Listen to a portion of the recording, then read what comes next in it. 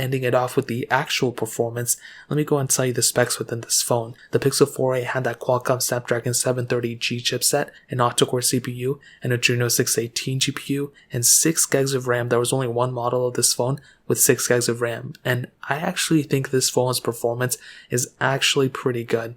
Just recently, I've been doing a ton of speed comparisons with the Pixel 4a.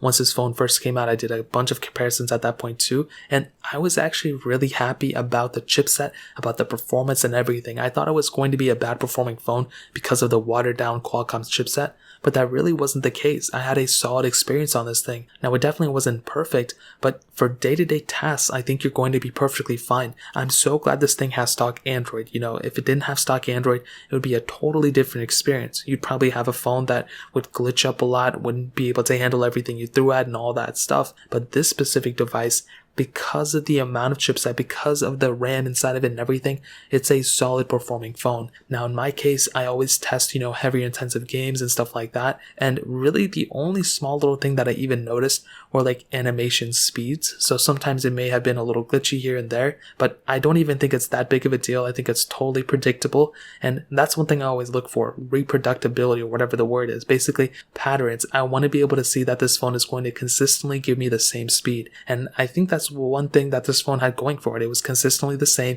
whether it was slow or glitchy. I was able to kind of predict it because if it loaded up a bigger app, it was slower. It wasn't like finicky or glitchy consistently, but you kind of knew what you were getting into. So that's kind of like a long way to beat around the bush.